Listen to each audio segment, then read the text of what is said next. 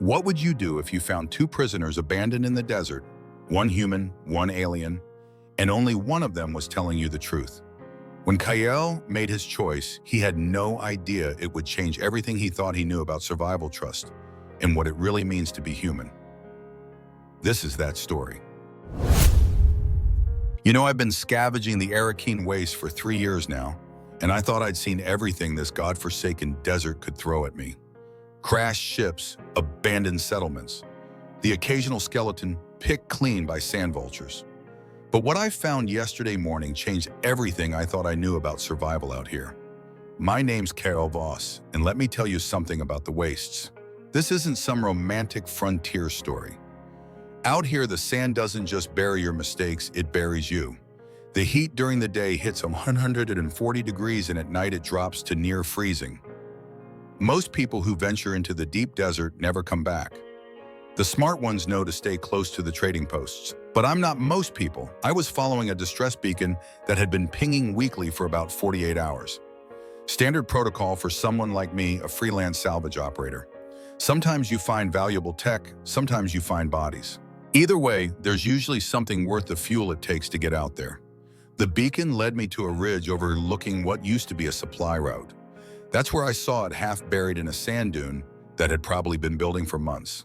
An old patrol cage, the kind they used to transport prisoners between outposts before the syndicate wars ended. Now here's the thing about patrol cages. They're built to hold one, maybe two prisoners, max. Small, cramped, designed for short hauls. But as I got closer, sliding down that dune with sand cascading around my boots, I could see there were definitely two figures inside. That should have been my first warning. I approached carefully, pulse rifle ready.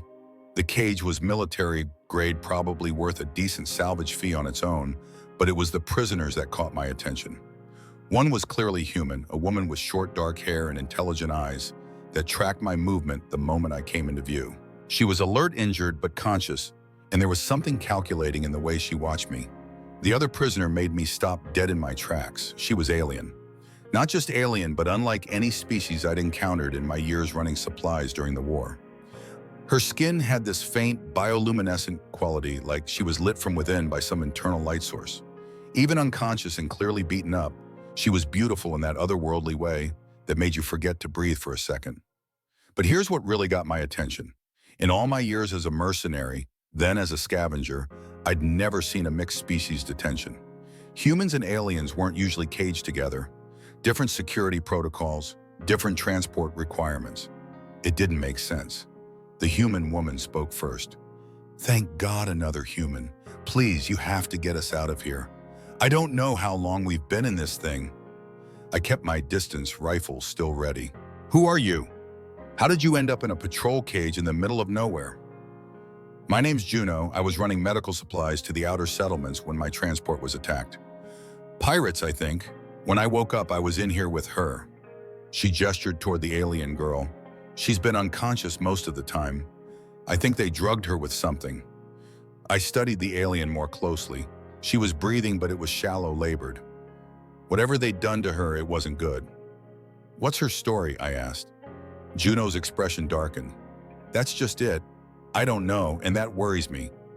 Look, I appreciate that you want to help, but you need to understand something." She leaned closer to the bars, lowering her voice. "Don't trust her. She's not what she looks like." Now that got my attention. I've learned to listen when someone gives me a warning like that. But I've also learned that in situations like this, everybody's got an agenda. I made my decision. I was going to free them both, but I wasn't going to be stupid about it. 2 separate transports back to my outpost, 2 separate holding areas until I could figure out what the hell was really going on. The cage locks were standard military issue. Took me about 10 minutes to bypass them with my multi-tool. The human woman Juno climbed out first, stretching muscles that had obviously been cramped for hours. She was stronger than she looked, moving with a precision that made me think she had military training. The alien girl was a different story. When I tried to wake her, she stirred, but didn't fully come around. Her skin was warm to the touch, and I could feel a faint vibration like there was energy running just beneath the surface. It took both Juno and me to get her out of the cage and onto my transport.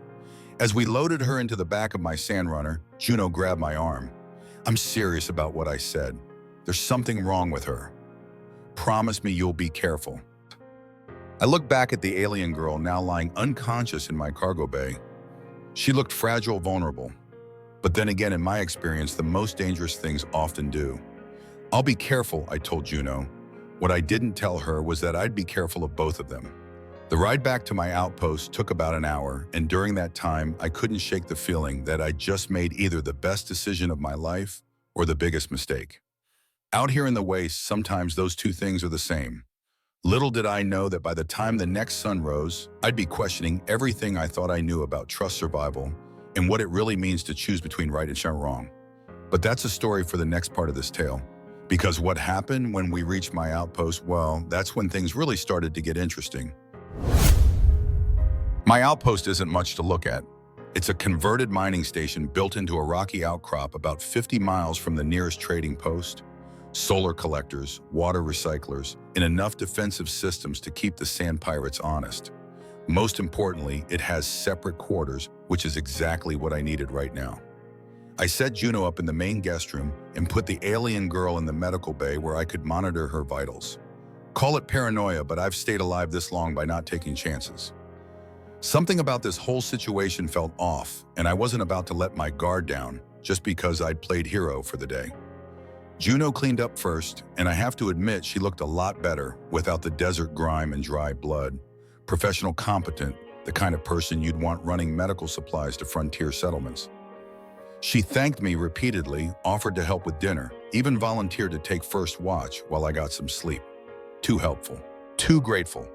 In my experience, people who've just been through trauma don't bounce back that quickly. The alien girl, meanwhile, remained unconscious for most of the first day. I ran every medical scan I had available, and the results were fascinating. Her physiology was unlike anything in the databases. Dual cardiovascular system neural pathways that seemed to operate on bioelectric principles in bone density that was almost crystalline in structure. But it was her brain activity that really caught my attention. Even unconscious, her neural patterns were incredibly complex, almost like she was processing multiple streams of information simultaneously. "Any change?" Juno asked, appearing in the medical bay doorway around sunset. "She's stable. Whatever they drugged her with is working its way out of her system." I paused. "You said you were running medical supplies. What kind of training do you have?" "Enough to know that keeping her sedated might be the safer option." Juno moved closer to the bed. "Look at those neural readings. That's not normal brain activity for someone who's unconscious." She was right, but something in her tone bothered me. It wasn't concern, it was analysis, clinical detached. That night, things got weird. I was in my workshop around midnight trying to repair a water recycler that had been acting up when the lights flickered. Not unusual in itself, desert outposts have power fluctuations all the time. But this was different. The lights dimmed in a pattern almost rhythmic.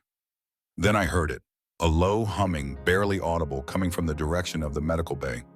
I grabbed my sidearm and moved carefully through the corridors. The humming got stronger as I approached the medical bay, and that's when I realized it wasn't mechanical.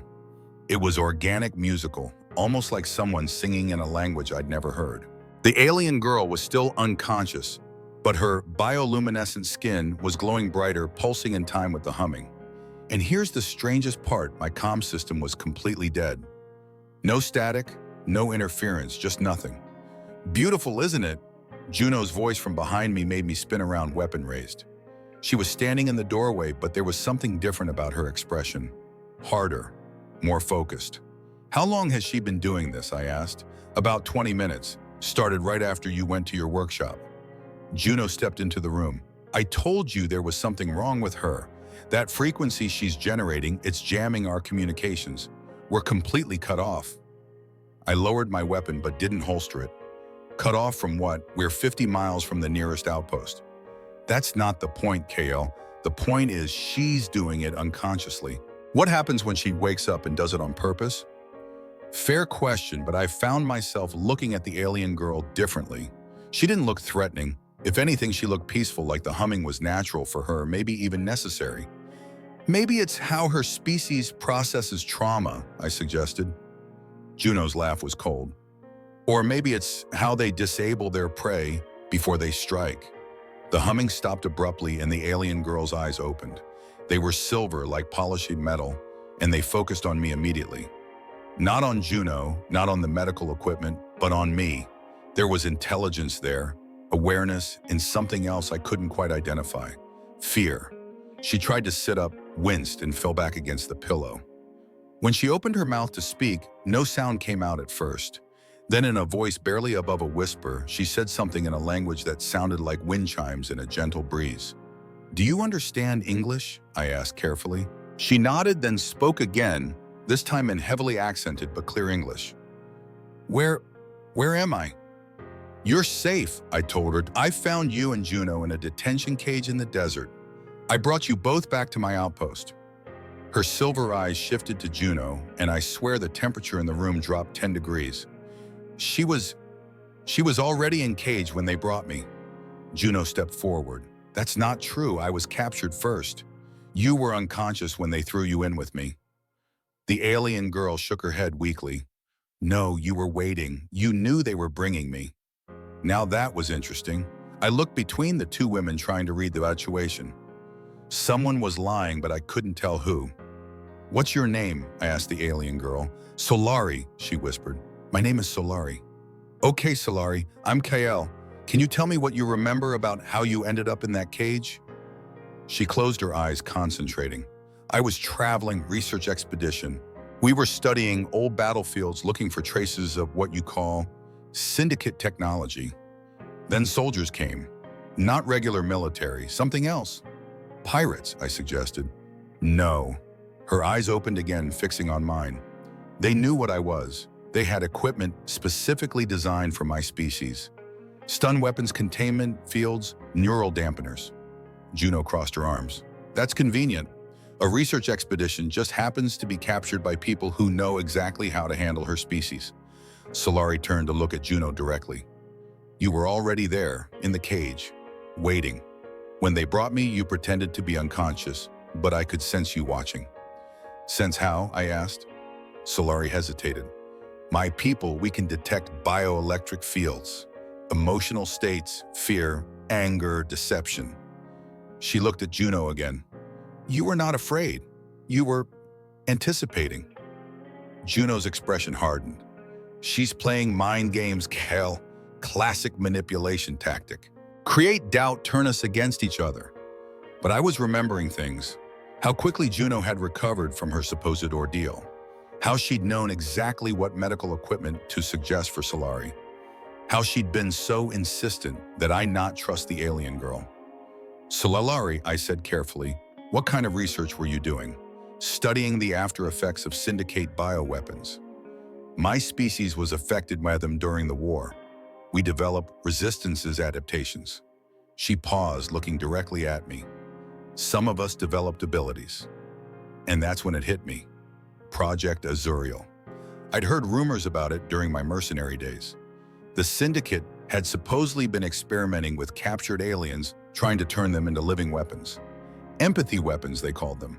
Beings who could manipulate emotions, disable technology, even influence thoughts. But the project had been shut down. All the test subjects supposedly eliminated, unless they hadn't been. I looked at Juno, really looked at her this time.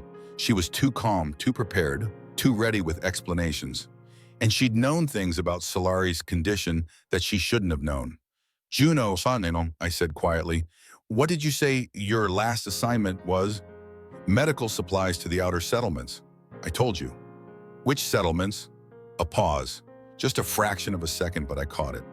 "The Kepler Ridge colonies." "Funny thing about Kepler Ridge," I said, my hand moving slowly toward my sidearm. "It was evacuated 6 months ago after a contamination leak. There haven't been any medical supply runs there since then." Juno's whole demeanor changed in an instant. The grateful victim disappeared, replaced by someone cold, professional, dangerous. "Well," she said, her voice completely different now. "That's unfortunate." And that's when I realized I hadn't rescued 2 prisoners at all. I'd rescued 1 prisoner and her captor.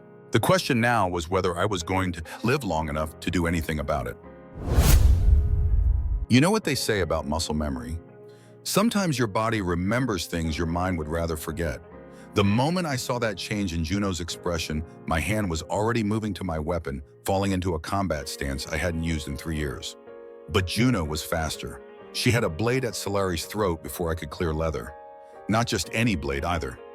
Military-issue monomolecular edge, the kind that could cut through reinforced armor like it was paper. "Easy, Kael," she said, and her voice had completely transformed. Gone was the grateful victim replaced by someone who sounded like she'd been giving orders her whole life. "Let's not do anything stupid." Solari's silver eyes were wide, but she wasn't panicking. If anything, she looked resigned, like she'd been expecting this moment. "You're not a medic," I said, keeping my voice steady. Juno smiled, and it was nothing like the grateful expressions she'd been giving me all day. "Oh, I have medical training. Extensive medical training, actually.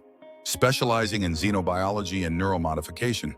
You might say I'm something of an expert on our friend here." "Project Azuriel," I said. Her eyebrows went up slightly. "Impressive. Most mercenaries wouldn't know that designation. But then again, you're not most mercenaries, are you, Kael Voss?" The way she said my name sent a chill down my spine.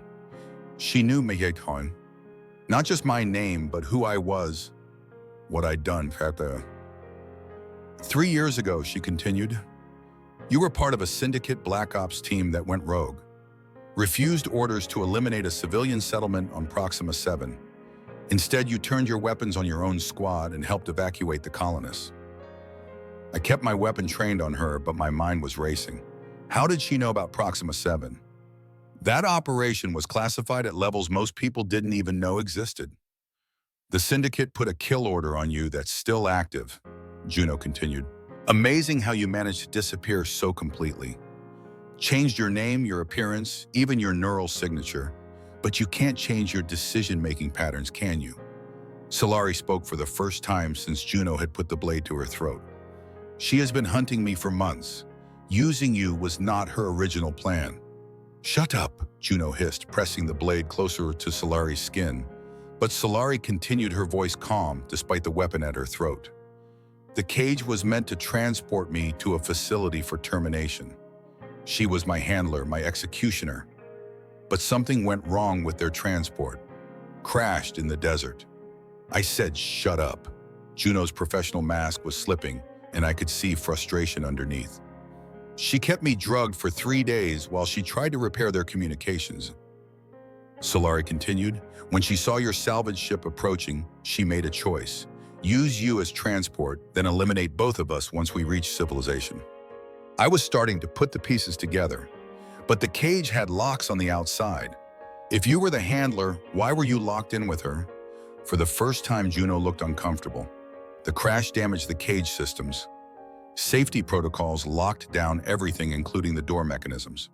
I was trapped inside with her until you opened it. That explained a lot, but it also raised new questions. So why not just tell me the truth from the beginning, I asked. Why the elaborate deception? Juno's laugh was bitter. Because you have a reputation, Kael, or should I say Marin Jace.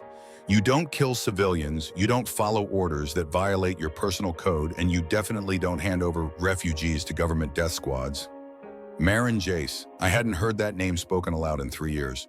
It belonged to a different person, someone who'd made choices that got good people killed and bad people promoted. She's not a civilian, Juno continued. She's a weapon, engineered, modified, designed to kill through empathic manipulation. Do you know what she's capable of? I looked at Solari, trying to reconcile the frightened young woman with what Juno was describing. Tell me. Emotional resonance fields that can drive entire populations to suicide. Bioelectric pulses that can shut down nervous systems. Neural suggestions so subtle you'd never know your thoughts weren't your own. Juno's grip on the blade tightened. She's killed hundreds of people, Kael. Maybe thousands. Solari closed her eyes. Not by choice. Choice doesn't matter when you are that dangerous. But here's the thing about being a mercenary for 10 years, you learn to read people. Not just their words, but their body language, their micro-expressions, the way they breathe when they're lying versus when they're telling the truth. Juno was telling the truth about Solari's capabilities. I could see it in her eyes, the fear that ran deeper than professional concern. She was genuinely terrified of what Solari could do. But Solari was telling the truth about something else. The resignation in her voice, the way she'd said, not by choice. There was real pain there, real guilt. How long were you controlled? I asked Solari. 18 months. They had neural implants, behavioral modification protocols. I was not myself during that time. And now, the implants were damaged when their transport crashed. I have been myself for 3 days now. 3 days of remembering everything I did while they controlled me. Juno shook her head. It's an act. The empathy, the guilt, it's all part of her programming. She's designed to make you want to protect her. Maybe, but I'd seen real remorse before, and this felt genuine. There's one way to find out, I said. Solari, if I asked you to use your abilities right now, could you? She opened her silver eyes and looked directly at me. Yes, but I will not. Even to save your own life. Especially to save my own life. I have chosen not to be what they made me, even if that choice kills me. And that's when I made my decision. Not because I was certain she was telling the truth, but because of something more fundamental. In my experience, the people who refuse to use power when they have it are usually the ones who deserve to have it. I shifted my aim slightly, targeting a spot just over Juno's shoulder. Let her go. Juno's eyes narrowed. You're making a mistake. Probably, but it's my mistake to make. She'll kill you the moment I release her. Then that's on me too. For a long moment, nobody moved. Then Juno smiled, and it was the coldest expression I'd ever seen. Fine, but when she shows you what she really is, remember that I gave you a choice. She stepped back, lowering the blade, and I thought for a moment that we might actually resolve this without violence. That's when my proximity sensors started screaming, and I realized that this conversation had just become the least of our problems. Because according to my scanners, we had 3 aircraft approaching fast from the south, and they weren't broadcasting any identification codes. Juno's smile got wider. I may have sent out a signal before our little chat. Professional courtesy, you understand. And that's when I realized the real game had just begun. 3 gunships. Military-grade, running silent except for the engine signatures my sensors were picking up. In the desert, that meant one of 2 things, either official syndicate business or someone with access to official syndicate equipment who definitely shouldn't have it. Given the circumstances, I was betting on the latter. How long do we have? Solari asked, and I noticed she was already moving, checking the medical bay's emergency exits with the efficiency of someone who'd done this before. Maybe 10 minutes before they're in weapons range. I was running calculations in my head. Juno, I'm guessing these are your people. She was sitting calmly in the corner, looking like someone waiting for a ride rather than someone about to be in the middle of a firefight. Asset retrieval team. Standard protocol when a handler goes missing with valuable cargo. Valuable cargo. I looked at Solari, who was now examining the medical equipment like she was taking inventory. Is that what we're calling people now? She's not people, Kael. That's what you don't understand. She's a weapon that looks like people. I've heard that argument before. Usually right before someone does something they can't take back. Solari, I said, those neural implants Juno mentioned, are they completely gone or just damaged? She paused in her examination of a portable scanner. Damaged. I can feel them sometimes trying to reassert control, but I can resist now. The crash disrupted their primary function. What about your abilities, the ones Juno's so worried about? They are still there, but using them, she touched her temple. It risks reactivating the control systems. I could lose myself again. Juno snorted. Convenient excuse. The perfect way to appear harmless while planning your next move. But I was watching Solari's face as she spoke, and I saw something there that made me believe her. It was the same expression I'd seen in mirrors for the past 3 years. The look of someone carrying the weight of things they'd been forced to do. Tell me about Proxima 7, I said to Juno. That got her attention. What about it? You knew about my involvement. That information is classified beyond any normal intelligence gathering.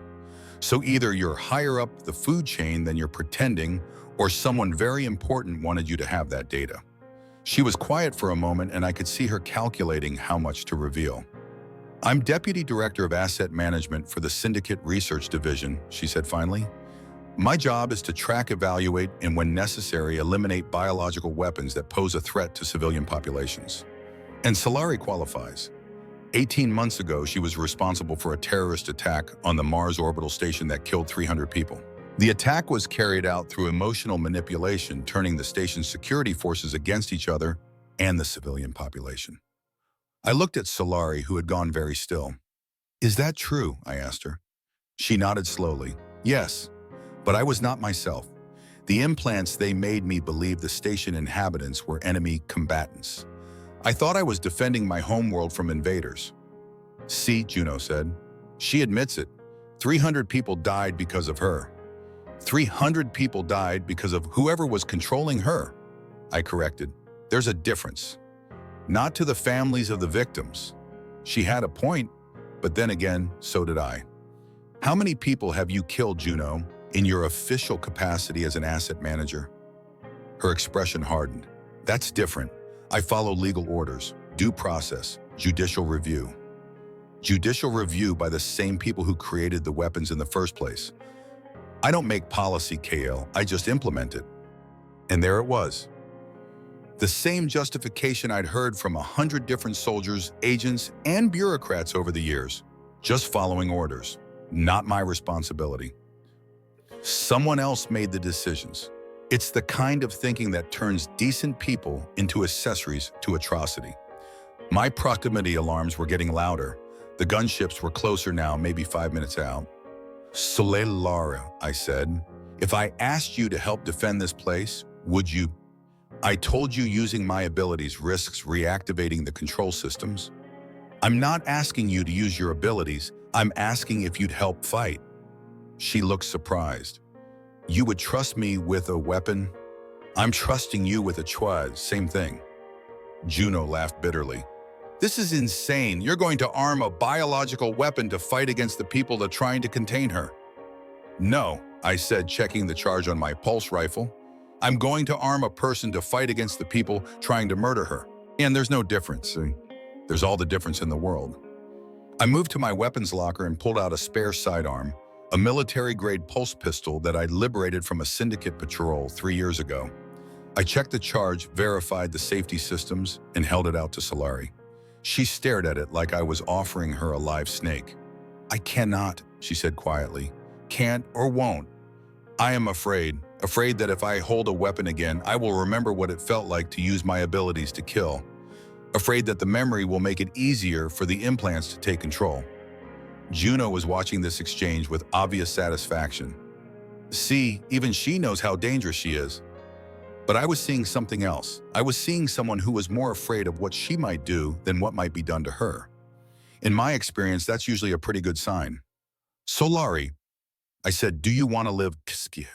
"Yes." "Do you want to live free?" "More than anything." "Then take the weapon, because in about 4 minutes you're going to need to choose between being a victim and being a survivor." She reached out slowly and took the pistol. Her hands were shaking, but she held it correctly, finger off the trigger, muzzle pointed away from both of us. "Thank you," she said. Juno shook her head. "You have no idea what you've just done." "Sure I do," I said, moving to the window to check the approaching aircraft. "I've given someone a chance to determine their own fate. It's something I wish more people had done for me." The gunships were visible now, 3 dark shapes against the evening sky. As I watched, they split formation, moving to surround the outpost. "Professional job," I said. "They're not taking any chances." Juno stood up. "It's not too late to end this peacefully. Surrender Solari to the retrieval team, and you can walk away from this. No charges, no pursuit, clean slate." "What about her?" "That's not your concern." I looked at Solari, who was standing by the medical equipment weapon held ready, but not threatening. She was scared, I could see that, but she wasn't panicking. Whatever else she was, she had courage. "Actually," I said, "it is my concern. Has been since I decided to pull her out of that cage." That's when my comm system crackled to life for the first time since Solari's unconscious humming had jammed it the night before. "Outpost 77 Alpha, this is Syndicate Asset Retrieval Team Charlie. You are harboring stolen government property. Surrender the asset immediately or face the consequences." I picked up the comm handset. This is Kael Voss, owner and operator of Outpost 77 Alpha. I don't see any stolen property here. Just two people who were abandoned in the desert. Mr. Voss, you are interfering with official syndicate business. Release Deputy Director Morgan and the biological asset to our custody immediately. I looked at Juno. Morgan, that's your real name? She nodded. Juno Morgan. Well, Deputy Director Morgan. I said, looks like your ride is here. The voice on the comm continued.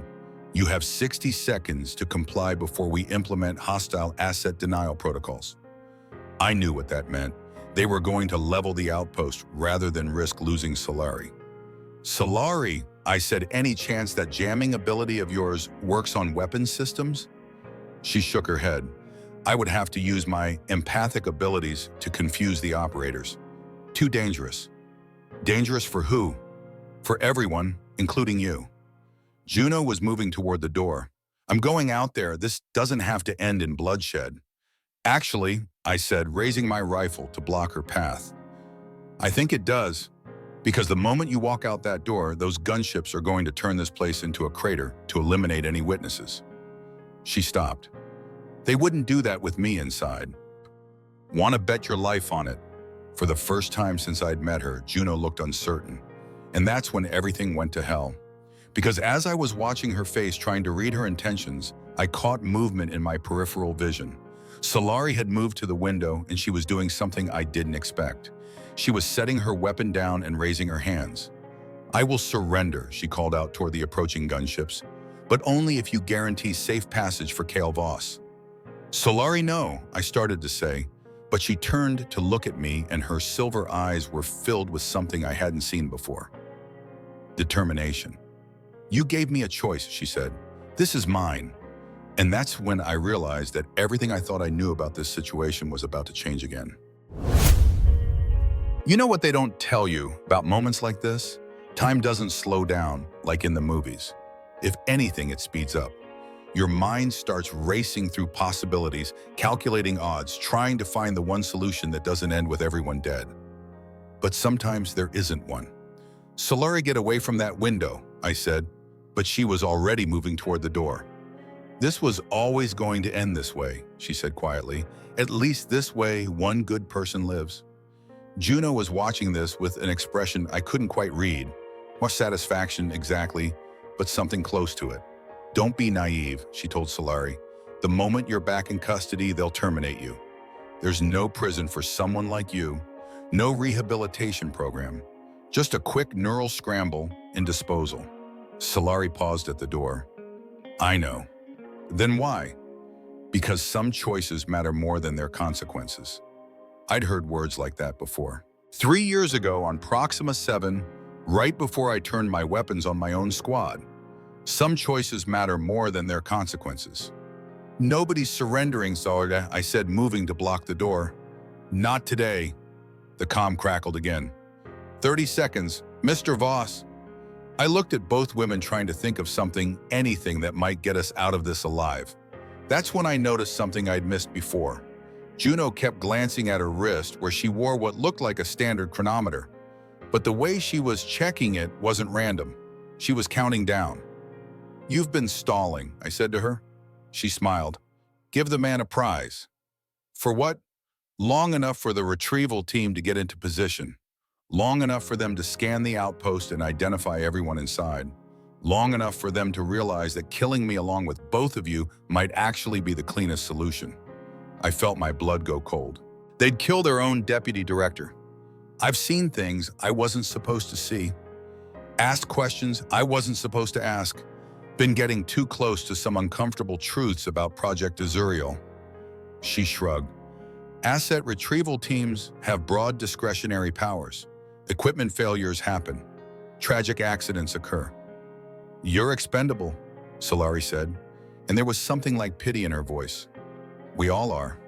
Juno's mask was finally coming off completely. The only difference is I've known it longer than you have. That's when I started putting together pieces I should have seen earlier. The convenient crash that left Juno trapped with Solari, the way she'd played victim just long enough to get inside my defenses, the fact that she'd been so quick to reveal classified information about my past. You went rogue, I said. Juno's laugh was bitter. Took you long enough. Yes, I went rogue. About 6 months ago when I realized what the asset management division really was, which is a cleanup crew. We don't manage biological weapons, Kael. We eliminate the evidence they ever existed. Solari was listening to this with growing understanding on her face. The other subjects, the ones from my program, all dead, every single one, terminated as soon as their usefulness ended. Juno looked directly at Solari. You were supposed to be the Mato, but you kept me alive. I kept you drugged and contained while I tried to figure out what to do with you. Whether there was any way to prove what the syndicate had done without getting us both killed. The comm crackled one more time. Time's up, Mr. Voss. That's when my proximity sensors detected something new. Ground movement approaching from 3 directions. They weren't just going to blast the outpost from the air. They were sending in assault teams. How many? Solari asked, somehow reading my expression. At least a dozen, maybe more. I was moving to my weapons locker, pulling out everything I had. Juno, I'm assuming you can handle yourself in a fight. Better than you might think. I tossed her a pulse rifle. Prove it.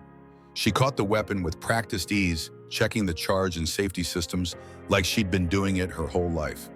There's something else you should know, she said as we took positions by the windows. The neural implants in Solari's head, they're not just control devices. What do you mean? There are also tracking beacons and kill switches.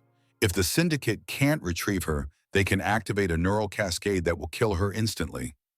I looked at Solari, who had gone very pale. Is that true? She nodded. I have felt them trying to activate several times since the crash, but the damage from the accident has made them unreliable. How unreliable? Unreliable enough that using my abilities might either save us all or kill me instantly. There is no way to know which. Great, so our options were death by assault team or death by brain scrambling. That's when I heard the first footsteps on my roof. They're fast, I said, moving to cover the main entrance. Professional soldiers, Juno agreed, taking position by the rear exit. Probably the same team that's been hunting me for the past 3 months. The first explosion took out my front door and most of the wall around it. Smoke and debris filled the room, and through it came 3 figures in full combat armor, weapons raised. I opened fire, catching the first one center mass. His armor absorbed most of the impact, but it staggered him long enough for me to adjust my aim and put the next shot through his visor. Juno was firing from her position, laying down a suppressing fire that kept the other 2 from advancing. But I could hear more explosions from other parts of the outpost. They were coming in from multiple directions. Solari! I shouted over the noise. Whatever you're going to do, do it now. She was pressed against the wall, weapon in hand, but not firing. If I use my abilities, the implants might activate the kill switch. If you don't use them, we're all dead anyway. Another explosion, this one from the rear of the outpost. Juno cursed and shifted position as armed figures poured through the new breach. I can't, Solari said, and I could hear the anguish in her voice. I'm too afraid. That's when something inside me snapped. Not anger exactly, but something deeper. The same feeling I'd had on Proxima 7 when I realized that following orders meant watching innocent people die. Solari, I said, putting down covering fire while I talked. You want to know what I learned 3 years ago? She looked at me through the smoke and chaos. Sometimes being afraid is exactly the right response, but sometimes you have to do the right thing anyway, even when you're terrified of the consequences. What if I lose control? What if I become what they made me again? Then I'll stop you, I promise, Eva.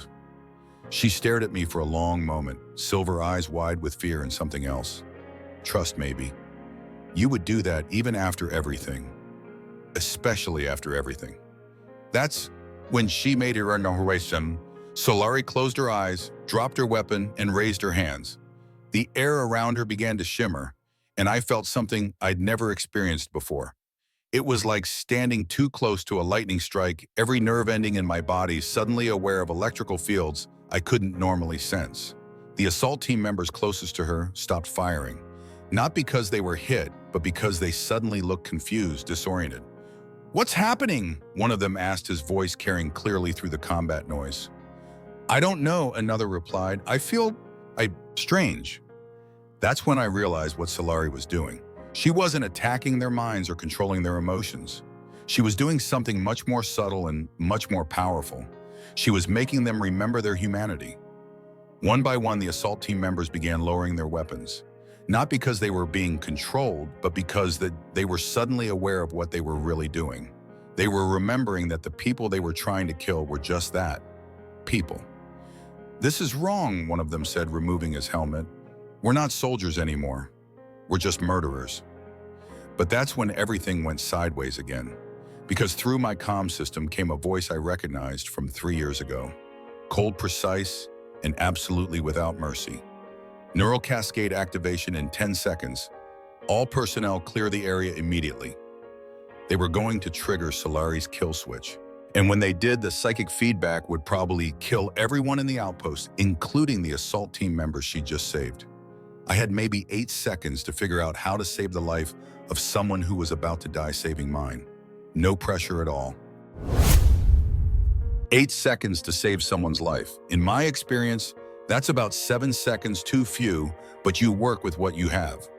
"Juno," I shouted across the smoke-filled room, "the neural implants, can they be disrupted?"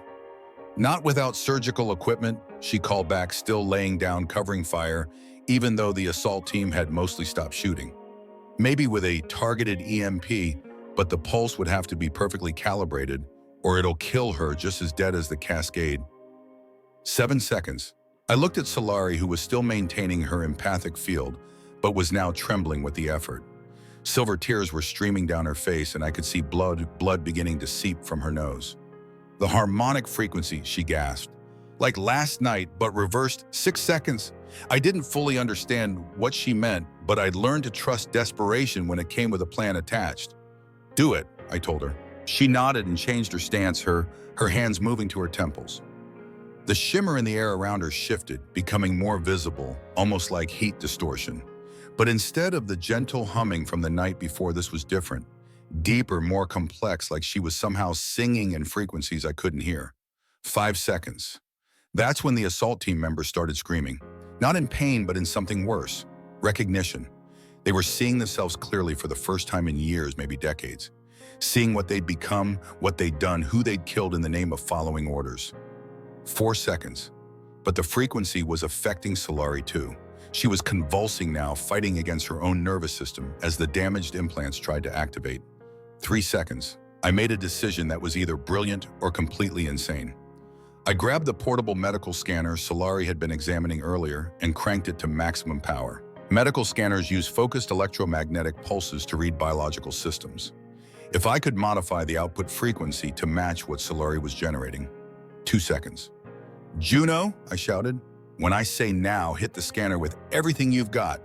She looked at me like I'd lost my mind, but she shifted her aim to the scanner in my hands. 1 second. Now, Juno's pulse rifle shot hit the scanner just as I activated it at maximum power.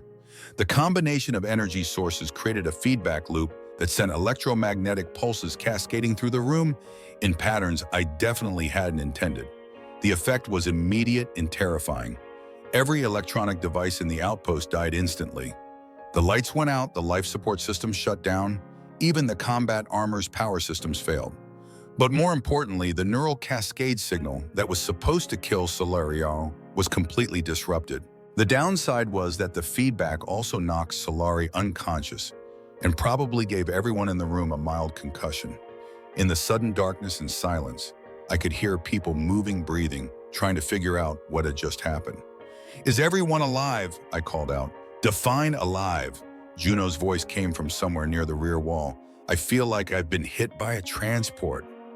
One by one, the assault team members started responding. Confused, disoriented, but breathing. And more importantly, they were talking to each other like human beings instead of tactical units. "What did we just do?" one of them asked. "I don't know," another replied, "but I don't want to do it again." I felt my way through the darkness to where Solari had collapsed.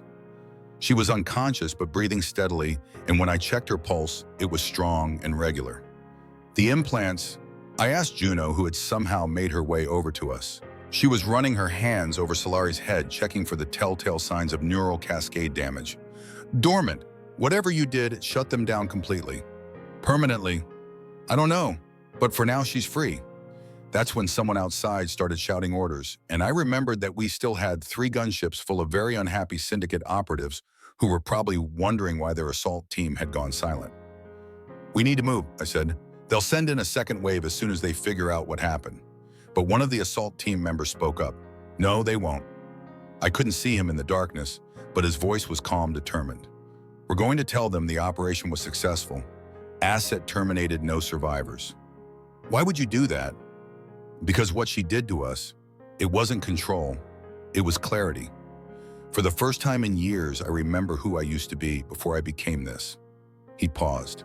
I used to be someone who protected people, not someone who murdered them. Another voice joined in. We all did. And that's when I realized what Solari had really accomplished. She hadn't just disabled the assault team, she'd reminded them of their humanity, given them back something they'd lost or forgotten. There's still the problem of the gunships, Juno pointed out. They'll want confirmation. We'll give it to them, the first soldier said. All biometric scans showing 3 terminated subjects. By the time they figure out the readings are false, we'll be long gone. And then what? I asked. Then we disappear. New identities, new lives somewhere the syndicate can't find us. His voice was firm. Just like you did 3 years ago. I felt Suolari stirring in my arms. Her silver eyes opened, slowly unfocused at first, then gradually clearing. Did it work? She whispered. It worked, I told her. The implants are down and you're free. She smiled, and even in the darkness I could see the relief on her face. And then she gestured weakly toward where the assault team was gathering. Free too, thanks to you. I did not free them, she said softly. I only reminded them that they were already free. They just had to choose to be. Over the next hour, we worked together to stage the scene. The assault team transmitted false biometric data to the gunships, confirming 3 kills and complete mission success. They took what equipment they could carry and disappeared into the desert, heading for various extraction points and new lives. Juno helped me get Solari to my emergency medical bay in the outpost's backup facility. The EMP had damaged most of my equipment, but the basics still worked. What about you? I asked Juno as she prepared to leave. Where will you go? There are other subjects, she said, other victims of Project Azuriel who might still be alive. Someone needs to find them, help them if possible. That's dangerous work. Less dangerous than letting the syndicate continue what they're doing. She paused at the door. For what it's worth, you made the right choice. Which one? All of them. After she left, I sat with Solari in the quiet darkness of the medical bay. Her injuries were healing remarkably fast, another gift of her modified biology. What happens now? She asked. Now we figure out what you want to do with your freedom. I want to help, she said immediately.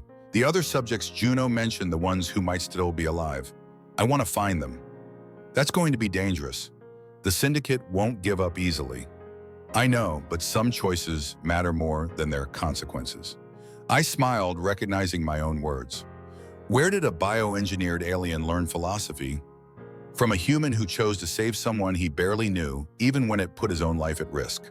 She sat up slowly, silver eyes meeting mine. You showed me that freedom isn't something you're given. It's something you choose every day, with every decision you make. And what are you choosing? To be more than what they made me. To use what I am to protect people instead of destroying them. She paused. To be worthy of the chance you gave me. That's when I made my own choice. The Outgiani was compromised, my cover blown, and the syndicate would be looking for me again. I could run, find a new hiding place, start over somewhere else, or I could do something that mattered. Well, I said, reaching for my equipment pack, if we're going to hunt rogue government assets and liberate biological weapons, we're going to need better supplies. You didn't think I was going to let you do this alone, did you? For the first time since I'd met her, Solari laughed. It was a beautiful sound, like wind chimes in a gentle breeze. Thank you, she said. For what? For seeing a person instead of a weapon, for giving me the choice to be human even though I'm not. Actually, I said, checking the charge on my equipment, I think you're more human than most humans I know. And as we packed our gear and prepared to leave the outpost behind, I realized something important. 3 years ago, I'd saved a settlement by refusing to follow orders. Today, I'd saved a person by choosing to see her as more than the sum of her parts. Maybe that's what being human really means. Not the species you're born as, but the choices you make when it matters. In the distance, the first light of dawn was breaking over the Arakeen wastes, and for the first time in 3 years, I wasn't running from my past. I was running toward something better. 6 months later, I'm sitting in a cantina on the edge of the Kepler expanse watching the news feeds with a mixture of satisfaction and concern. The headlines are calling it the Azurial Revelations, leaked documents exposing decades of illegal biological weapon experimentation by the Syndicate Research Division. The woman sitting across from me, sipping tea with the careful precision of someone who's learned to appreciate simple pleasures, smiles as another government official resigns in disgrace. Juno's been busy, Solari says, her silver eyes reflecting the light from the news screens. 17 subjects liberated, 3 research facilities shut down, and half the syndicate leadership facing criminal charges. I agree, not bad for 6 months' work. But the news isn't all good. The syndicate's response has been predictably brutal. Anyone connected to Project Azurial has been marked for termination, and bounty hunters are circulating throughout the outer systems looking for escaped subjects, which is why we're meeting our contact in this particular cantina. It's the kind of place where people mind their own business and ask very few questions. Are you sure about this? I ask Solari as we wait for our contact to arrive. She nods. The transmissions were clear. There's a facility on Titan 7 where they're holding at least 12 subjects. They're scheduled for termination next week. It's going to be heavily defended. Military-grade security, probably a full battalion of guards. I know. We could die. I know that too. I study her face, looking for signs of the frightened, confused woman I'd pulled from that cage in the desert. She's gone, replaced by someone stronger, more confident, but no less compassionate. The silver tears that used to flow when she used her abilities have been replaced by a quiet determination. Any word from the others? I ask. Marcus and Elena are in position on the northern approach. Sarah's team has secured the transport routes. She pauses. They're ready. Marcus, Elena, Sarah. All former Azurial subjects, all people we've helped liberate over the past 6 months. Each one had chosen to use their freedom to help others, building a network of rescued victims turned rescuers. And the volunteers. 43 confirmed. All former syndicate personnel who've had their own moment of clarity. That's been the most surprising development. Word is spread through certain channels about what happened at my outpost, about soldiers who remembered their humanity and chose to act on it. Former syndicate operatives, researchers, even administrators have been reaching out, offering assistance. It turns out that when you give people the chance to choose between being part of the problem or part of the solution, a lot of them choose better than you'd expect. Our contact arrives right on schedule. She's young, maybe 25, with the kind of nervous energy that comes from carrying secrets you're not sure you're brave enough to share. Do what I ask as she approaches our table. She nods, "Boin, you're Kael Voss." "That's me, this is Solari." Wish Chen sits down carefully, looking around the cantina like she expects syndicate agents to materialize from the shadows. "I have the facility schematics you requested, but I need to warn you about something." "What kind of something?" "The subjects at Titan 7 aren't just scheduled for termination. They're being prepared for something called Project Renaissance." Solari and I exchanged glances. We'd heard rumors about Renaissance, but nothing concrete. "What is it?" Solari asks. "Dr." Chen pulls out a data pad and slides it across the table. "They're trying to create a new generation of biological weapons. Subjects who can't be turned, can't be reasoned with, can't remember their humanity." The schematics on the data pad show a facility that's part laboratory, part prison, part slaughterhouse. But it's the research notes that make my blood run cold. They're planning to use the subject's own empathic abilities against them, creating feedback loops that will burn out everything that makes them individuals. When I ask, the procedure begins in 72 hours. I look at Solari, who's studying the data with the focused intensity of someone calculating impossible odds. "It's a trap," I tell her. "They know we're coming." "Of course it's a trap," she replies. "But that doesn't change anything. 12 people are going to die if we don't act. 12 people are going to die if we do act and fail. Then we don't fail." And there it is. The same determination that made her choose to surrender to save my life, that made her risk neural cascade to save an assault team, that's driven her to spend 6 months liberating people she's never met. Some choices matter more than their consequences. Dr. Chen Xiaopo, I say, we're going to need everything you have on facility security guard rotations and emergency protocols. She nods and transfers files to my datapad. There's something else. The facility commander is someone you know. She brings up a personnel file and I feel my stomach drop. The face looking back at me is older, scarred, but unmistakably familiar. Colonel Mitchell Hayes, I read aloud. Son of a bitch. You know him, Solari asks. He was my commanding officer on Proxima 7, the one who gave the order to eliminate the civilian settlement, the one you disobeyed, the one I shot when he tried to carry out the order himself. I closed the file. He survived, obviously. Chen looks between us nervously. There's more. He specifically requested that both of you be taken alive if possible. He wants to personally oversee your interrogation. Personal grudge, I say. That might work in our favor. How? Emotional attachment makes people predictable, and predictable people make mistakes. We spend the next hour going over the facility plans, identifying weak points, planning approach or routes, discussing contingencies. It's the kind of detailed tactical planning I used to do as a mercenary, but with a crucial difference. Back then, I was planning how to accomplish a mission regardless of the cost. Now I'm planning how to save lives, including the lives of the people I'm working with. There's one more thing, Solari says as we prepare to leave. My name. What about it? Solari isn't my real name. It's the designation they gave me when they began the modification process. Subject S0LAR1. I feel a chill run down my spine. What's your real name? I don't know. They erased it as part of the conditioning process. She pauses. But I've chosen a new one. What is it? Daughter of Dusk. In my native language, it means someone who is born from endings and creates beginnings. That's beautiful. It's who I choose to be. Not what they made me, not what they took from me, but who I decide to become. We leave the cantina and head for our ship, a modified transport that Juno liberated from a syndicate depot 3 months ago.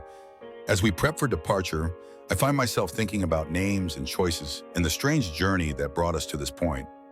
Kael, Solari says as we enter hyperspace toward Titan 7. What's your real name?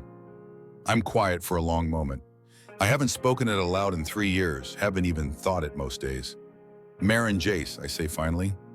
Marin was my grandfather's name. He was a teacher before the Syndicate Wars believed that education could change the world. And who are you now? I look out at the stars streaming past our viewport, thinking about the choices that brought me here, the people we're going to try to save, the future we're trying to build. I'm someone who believes my grandfather was right, I say. Just took me a while to figure out what kind of education the world really needed. 72 hours later, we're going to assault a heavily fortified syndicate facility to rescue 12 people we've never met, led by a former biological weapon and a war criminal who found their humanity in the middle of a desert. The smart money says we're all going to die. But sometimes the smart money doesn't account for the most powerful force in the universe, people who choose to be better than what the world expects them to be. And sometimes that's enough to change everything. As our ship drops out of hyperspace and Titan 7 comes into view, Solari reaches over and takes my hand. Ready, she asks.